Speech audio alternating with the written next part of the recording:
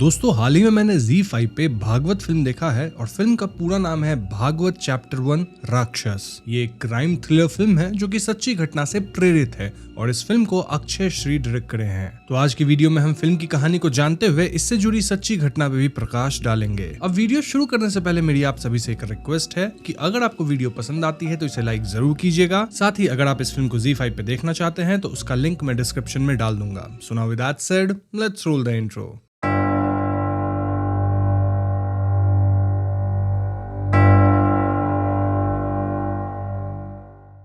तो कहानी अक्टूबर 2009 में शुरू होती है, जहां यूपी के रॉबर्ट्सगंज से पूनम मिश्रा नामक एक लड़की अचानक लापता हो जाती है। पूनम की फैमिली इससे बहुत परेशान होती है। इनफैक्ट हम व्यूअर्स को पता लगता है कि पूनम गहने, पैसे और शादी का जोड़ा लेके गायब हुई थी। ये केस तुरंत आग पकड़ती है, जहां बात लोकल पॉलिटिशियन तक पहुंच जाती है और लोकल पॉलिटिशियन इसे लव जिहाद वाला एंगल दे देता है। इससे पूरे शहर में दंगे होने लगते हैं और पूनम के लापता होने वाली बात मीडिया में हर जगह फैल गई थी। पुलिस को लग रहा था कि ये एक ऐसी केस है जहां पूनम अपने लवर के साथ फरार हो गई है, यानी कि केस में ज्यादा कुछ है नहीं। वहीं दूसरी तरफ हम एसीपी विश्वास भागवत से मिलते हैं, जिसको उसके सीनियर्स डांट रहे थे। क्यों? क्योंकि भागवत को टेम्पर इश्यूज थे और वो क्रिमिनल्स की जम के धुलाई करते थे। रिसेंट केस में भी एक क्रिमिनल की हड्डी वगैरह टूट गई थी। वहीं भागवत का कहना था कि क्रिमिनल तो सीढ़ी से गिर के चोटिल हुआ है, जो कि ऑफ कोर्स झूठ था। ऐसे में सीनियर्स डिसाइड करते हैं कि भागवत को लखनऊ से रॉबर्ट्सगंज ट्रांसफर कर दिया जाएगा। साथ ही उसे एंगर मैनेजमेंट की 10 क्लासेस अटेंड करनी होगी। बस फिर क्या था, भागवत अपने परिवार के साथ रॉबर्ट्सगंज पहुंचता है और यहाँ का माहौल तो कर्फ्यू वाला था because of Poonam Mishra case. Robertsganj आते ही भागवत पूनम मिश्रा वाला केस उठा लेता है। देन वो लोकल पॉलिटिशियन और पूनम के पिता को थाने बुलवाता है। भागवत पॉलिटिशियन को वार्न करता है कि वो इस केस का तमाशा बनाना बंद करे। साथ ही वो पूनम के पिता से वादा करता है कि वो पूनम को 15 दिन में ढूंढ निकालेगा। इसके बाद भागवत बाकी पुलिस ऑफिसर्स से मिलता है और उनसे इस केस की पूरी जानकारी लेता है। पुलिस के हिसाब से पूनम मिश्रा 28 साल की थी। देन उसकी शादी नहीं हुई थी क्योंकि वो सांवली थी।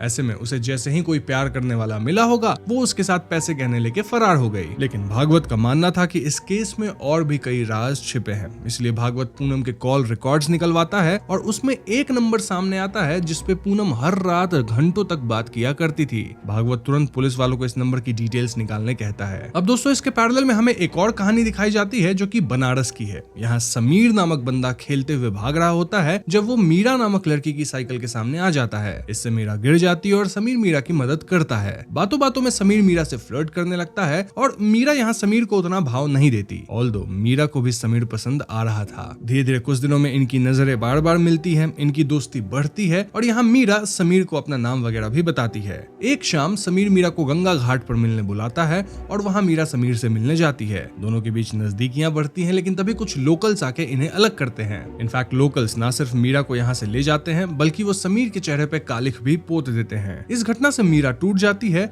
और उस रात वो फोन पे समीर से बात करते हुए बहुत रोती है। लेकिन समीर इस घटना से कुछ खास परेशान नहीं हुआ था, रादर वो मीरा से अब भी प्यार भरी बातें कर रहा था। दूसरी तरफ भागवत को पता लगता है कि जिस नंबर से पूनम मिश्रा बातें कर रही थी वो किसी प्रवीण साहू का नंबर है। भागवत यहाँ सब इंस्पेक्टर महतो के साथ मिलकर प्रवीण साहू को पकड़ता है और प्रवीण से उन्हें पता लगता है कि ये नंबर भले उसके नाम पे है, लेकिन इसका इस्तेमाल उसकी बहन किया करती थी जिसका नाम कौशल्या था। कौशल्या खुद 7 महीने से लापता है। जी हाँ दोस्तों, ऐसे में भागवत कौशल्या के कॉल रिकॉर्ड्स निकलवाता है और वहाँ उसे 2 और नंबर्स मिलते हैं जिसपे कौशल्या अक्सर बात किया करती थी। ये 2 नंबर्स थी संध्या लोहिया की फ्रॉम सिरसा और संतोष पुजारी की फ्रॉम धौलपुर। भागवत को लगता है कि जरूर ये संतोष पुजारी ही मुजरिम है और ऐसे में वो पुलिस फोर्स लेके संतोष के घर पे पहुंचता है। वहाँ उसे पता लगता है कि संतोष भी एक लड़की ही है। जी हाँ, नाम भले संतोष था लेकिन वो एक लड़की थी जो कि अगेन 1 साल से ऊपर से मिसिंग है। इतना ही नहीं, संध्या के घर पे भी यही पता लगता है कि वो किसी एक लड़के के साथ भाग गई, दिन कभी वापस नहीं आई। इन शॉर्ट, इन फोन नंबर्स का कनेक्शन जिस किसी भी नए नंबर से निकाला जा रहा था वो सब किसी और लड़की का नंबर निकलता था और हर एक केस में या तो लड़की किसी के साथ भाग गई है या फिर लापता है। भागवत यहाँ सभी लापता लड़कियों की फोटोज वगैरह एक बोर्ड पे लगाते हैं ताकि वो सारे केसेस के बीच की कनेक्शन को ढूंढ सके। इस पे सब इंस्पेक्टर महतो का कहना था कि जरूरी नहीं कि हर केस के बीच कोई कनेक्शन निकले। वो आज से काफी साल पहले की एक केस बताता है जो कि कन्नौज के पास वाले गांव मिमिक्री की थी। वहाँ एकदम से कुछ 7-8 लड़कियां गायब हो गई थी जिनकी उम्र कुछ 14 या 15 साल रही होगी। गाँव वाले इन बच्चियों को बहुत ढूंढे लेकिन उन्हें बच्चियां नहीं मिली। फिर आया दशहरा और उस दिन रावण के पुतले में आग लगाई जा रही थी और उसमें से 2-3 रॉकेट निकल के पास वाली मंदिर में चली गई, जिससे मंदिर के पर्दों में आग लग गई। सभी आग बुझाने लगे लेकिन ये आग इतनी फैल गई कि मंदिर के पास वाली कुटिया को भी अपनी चपेट में ले ली। जब ये कुटिया जली तो अंदर से निकले 3 लड़कियों के कपड़े जो कि लापता थी। तब जाके समझ में आया कि उस कुटिया में कोई नपुंसक तंत्र मंत्र करने वाला था जो कि लड़कियों की बलि देता था ताकि उसकी मर्दांगी लौट आए, या फिर वो इन लड़कियों को बेच देता था। अब सच्ची कहानी क्या है ये महतो को नहीं मालूम, लेकिन ये किस्सा काफी मशहूर था। ये सुन के भागवत अजलाई कि उसे इस केस के बारे में पता है, वहाँ कोई तंत्र मंत्र नहीं था। तब भागवत 17 साल का था और उन 8 बच्चियों में गायब होने वाली एक 13 साल की बच्ची मोना थी जो कि भागवत की बहन थी। जी हाँ दोस्तों, आज तक वो 8 लड़कियां नहीं मिली और इस बात का दुख अब भी भागवत के मन में है। ये 1984 की पंडित दीक्षित वाली केस थी और शायद उसी घटना ने भागवत के भविष्य को शेप किया है। भागवत अब पुलिस में है और वो क्रिमिनल्स को काफी पीटता है क्योंकि शायद आज भी वो क्रिमिनल्स के अंदर दीक्षित को ढूंढ रहा है। हमें उस दिन का एक फ्लैशबैक भी दिखाया जाता है जब मोना गायब हुई थी और उस दिन वो भागवत के साथ बैडमिंटन खेल रही थी। वो शटल लाने बाहर गई जिसके बाद वो कभी वापस नहीं आई और शायद उस घटना के लिए भागवत आज तक खुद को ब्लेम करता है क्योंकि शायद उस दिन उसे बाहर जाना चाहिए था। Anyways, coming back to the case, गायब लड़की संध्या के कैलेंडर से एक नंबर मिला था जो कि फोटोग्राफर कविता शास्त्री की थी। कविता की दुकान यहाँ के मांडवाड़ी एरिया में थी जो कि इस जगह की रेड लाइट एरिया थी। ऐसे में भागवत तुरंत कविता के दुकान पे जाता है जहाँ उसे पता लगता है कि कविता फिलहाल वेडिंग शूट के लिए नेपाल गई हुई थी। स्टिल भागवत को शक होने लगता है कि लड़कियों का गायब होना कहीं इस प्रोस्टिट्यूशन रैकेट से तो नहीं लिंक है, इसीलिए वो इस पूरे एरिया में गायब हुई लड़कियों की तलाश करवाने लगता है। पुलिस कई जगह छापे मारती है लेकिन इनके हाथ कुछ भी नहीं लगता। भागवत यहाँ इस धंधे के लीडर को पकड़ता है जो कि बताता है कि ये लोग कभी भी लोकल लड़कियों को धंधे में नहीं ढकेलते। इनफैक्ट लड़कियां हमेशा दूसरे शहर से आती है या फिर दूसरे देश से। सो इफ इस धंधे के लिए लड़कियों को गायब किया गया है तो शायद उन्हें दूसरे किसी बड़े शहर में या फिर दूसरे देश के बाहर ले जाया गया होगा। अब दोस्तों, भले भागवत को सख्त हिदायत थी कि उसे क्रिमिनल्स पे हाथ नहीं उठाना है, स्टिल भागवत इस धंधे वाले को पीटता है सेइंग कि इस सब में बच्चियों को मत ढकेलो, बच्चियों का धंधा मत करो। वैसे यहाँ एक और बात क्लियर हो गई थी कि ये जो लीडर था, मतलब जो गलत धंधे करता था, उसका हाथ इन लड़कियों के गायब होने में तो नहीं था और साथ ही उसे कुछ पता भी नहीं था। दूसरी तरफ हमें फिर से समीर और मीरा दिखाए जाते हैं जहाँ अब ये छुप छुप के मिलने लगे थे और इनकी नजदीकियां बढ़ती जा रही थी। समीर मीरा के सामने शादी का प्रस्ताव रखता है सेइंग कि वो प्रोफेसर है, मतलब उसको अपना क्वार्टर मिला है, अच्छी तनख्वाह है एंड ऑल। लेकिन ये दोनों श्योर थे कि मीरा के घर वाले कभी भी इस शादी के लिए नहीं मानेंगे। वो लोग तो इतने स्ट्रिक्ट थे कि मीरा को जीन्स तक पहनना अलाउड नहीं था, वो आज तक जीन्स पहनी ही नहीं थी। समीर मीरा को एक दिन एक रेस्टोरेंट में छुप के मिलने बुलाता है जहाँ वो मीरा को जीन्स टी शर्ट गिफ्ट किया था। मीरा भी इसे पहनती है एंड देखा जाए तो वो पहली बार जीन्स पहनी थी, लेकिन यहाँ का जो वेटर था वो मीरा को अजीब तरीके से घूर रहा था। ऐसे में समीर इस बात को पॉइंट आउट करके कहता है कि हमें शादी कर लेनी चाहिए क्योंकि घर वाले तो नहीं ही मानेंगे, फिर लोग भी हमें ऐसे देखते हैं और हम प्यार करके कोई क्राइम तो कर नहीं रहे, इसलिए क्यों ना हम भाग के शादी कर ले। ये सुन के मीरा थोड़ा घबराती है लेकिन कहीं ना कहीं वो समीर के साथ भागने के लिए तैयार थी। वहीं भागवत की बात की जाए तो वो फाइनली फोटोग्राफर कविता शास्त्री को पकड़ता है क्योंकि कविता नेपाल से लौट आई थी। कविता का नंबर एक मिसिंग लड़की चंदा के रिकॉर्ड्स में मिला था और ऐसे में भागवत इसके फोन में चंदा वाली नंबर डायल करता है। कविता के फोन में ये नंबर सूरज जायसवाल नाम से सेव्ड था और ऐसे में कविता फाइनली सच बताती है। दरअसल 1 साल पहले ये सूरज नामक बंदा कविता के स्टूडियो पे कुछ फोटोज डेवलप करवाने आया था और तब कविता की उससे दोस्ती हो गई थी, लेकिन फिर सूरज कविता के पीछे ही पड़ गया, उसे स्टॉक करने लगा, उसके घर आने लगा, यहाँ तक कि उसके बेटे के स्कूल तक पहुंच गया।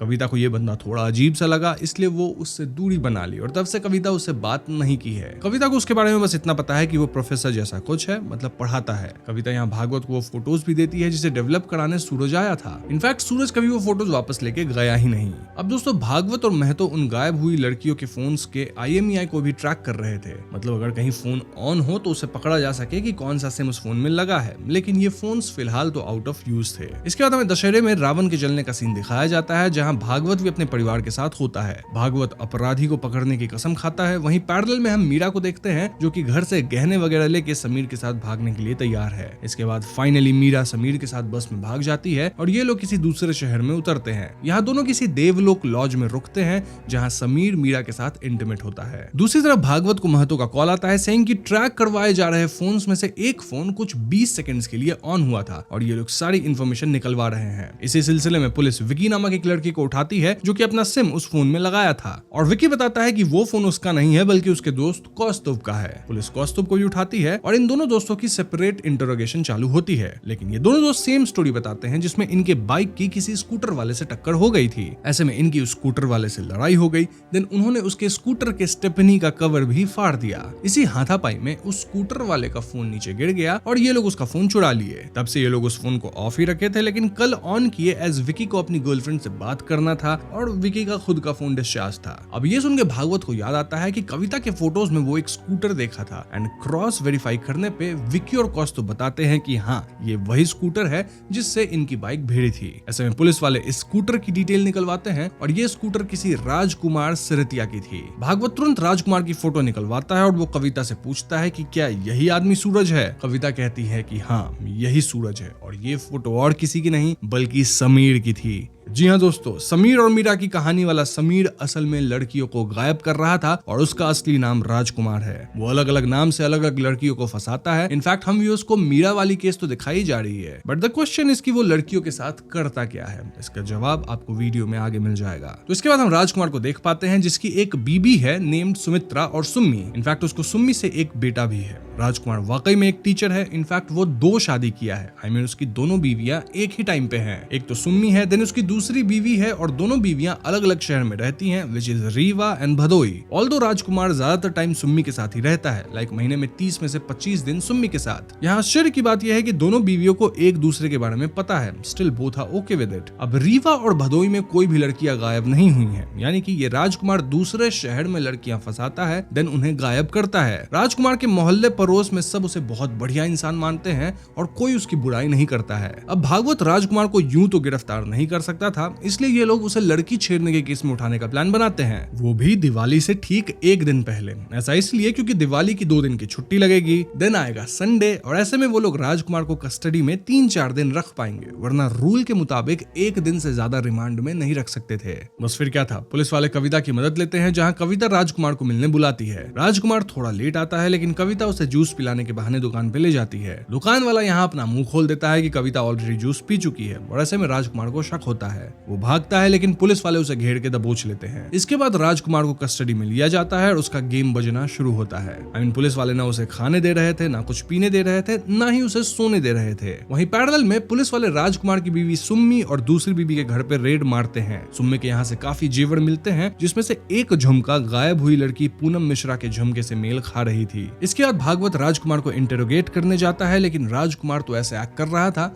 मानो उसने कुछ किया ही नहीं है। इसके बाद भागवत राजकुमार की दोनों पत्नियों को पुलिस स्टेशन बुलवाता है और यहाँ सुम्मी को तो बस अपने गहनों की पड़ी थी। दोनों बीवियां अपने ऊपर किसी तरह का ब्लेम नहीं लेना चाहती थी एंड इट वाज क्लियर कि दोनों बीवियां को राजकुमार की कुछ खास पड़ी नहीं थी, स्पेशली सुम्मी। इसके बाद भागवत फिर से राजकुमार को इंटरोगेट करता है, जहां वो बोलता है कि सुम्मी को तो बस अपने गहने चाहिए, उसे तुमसे कोई मतलब नहीं है। ये सुन के राजकुमार भड़कने लगता है एंड इट वाज क्लियर कि वो सुम्मी से प्यार करता है। यहाँ बातें थोड़ी बढ़ जाती है, जहाँ राजकुमार भागवत का कॉलर पकड़ लेता है। इसलिए भागवत राजकुमार पे हाथ भी उठाता है और इसके जवाब में राजकुमार वाज लाइक कि मेरी 1-2 पसलियां तो टूटी ही होंगी, इस बात पे मैं आपको सस्पेंड करवा दूंगा। अब इस पॉइंट भागवत प्लान्स कि अगर वो सुम्मी को चोट पहुंचाए तो राजकुमार तड़पेगा और भागवत ऐसा ही करता है। राजकुमार को आवाज सुनाई देती है कि पुलिस वाले सुम्मी को पीट रहे हैं और फिर वो सुम्मी को बुरी हालत में भी देखता है। ऐसे में राजकुमार फाइनली डिसाइड्स कि वो भागवत से बात करेगा। सो भागवत और बाकी पुलिस वालों के सामने राजकुमार कहना शुरू करता है कि भले उसे दाल गोश्त का शौक है, लेकिन वो सुम्मी से प्यार करता है। फिर वो रिवील करता है कि पूनम मिश्रा को वही फंसाया और वो ऐसा कर पाया क्योंकि पूनम 28 साल की थी, उसकी शादी नहीं हो रही थी।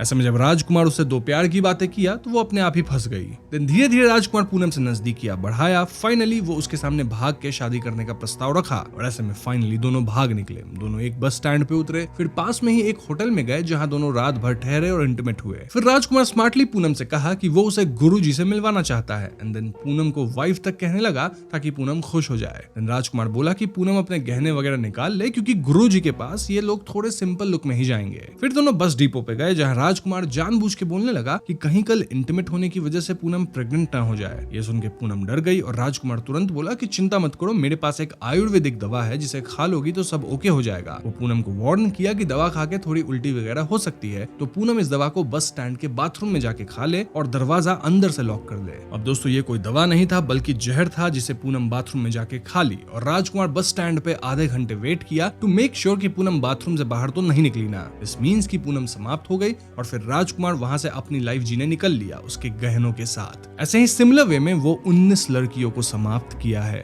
ये सुन के भागवत राजकुमार को राक्षस कहता है और वो पता लगवाता है कि क्या बस स्टैंड पे पूनम की लाश मिली थी। वेल, वाकई में लाश मिली थी, मतलब इस शहर के बस स्टैंड में नहीं, दूसरे शहर के बस स्टैंड में, और वहां पे इस लाश की पहचान नहीं हो पाई थी एज कोई सामान था ही नहीं पूनम के साथ। फॉरेंसिक वाले लाश को 7 दिन रखे थे जिसके बाद डिस्कार्ड कर दिए एज लाश सड़ने लगी थी। भागवत यहाँ पूनम के पिता को जाके बताता है कि उनकी बेटी अब इस दुनिया में नहीं है और पूनम के घर पे सभी लोग बहुत ज्यादा अपसेट हो जाते हैं। खैर, तो अब राजकुमार वाली केस कोर्ट में मूव होने लगती है और राजकुमार वाज वेरी कॉन्फिडेंट कि पुलिस वाले उसके खिलाफ कुछ भी प्रूव नहीं कर पाएंगे। राजकुमार इतना कॉन्फिडेंट था कि वो अपनी पुरानी कुकर्मों के बारे में पुलिस के सामने खुल के बोल रहा था, लाइक किस लड़की को वो कौन से लॉज ले गया था एंड ऑल दैट। हम व्यूअर्स को यहाँ विजुअली मीरा वाली केस भी दिखाई जाती है जहाँ देवलोक लॉज से निकलने के बाद वो मीरा के साथ भी सेम किया था। राजकुमार यहाँ अपने आप को एक बाज से कंपेयर करता है। बाज मतलब जो हॉक होता है। वो बताता है कि कैसे बाज की उम्र 70 साल होती है, लेकिन जब बाज 35 साल का होता है तो उसके पंख कमजोर पड़ जाते हैं और ऐसे में बाज पत्थर से अपने पंख नोच लेता है ताकि उसके नए स्ट्रॉन्ग पंख वापस निकले।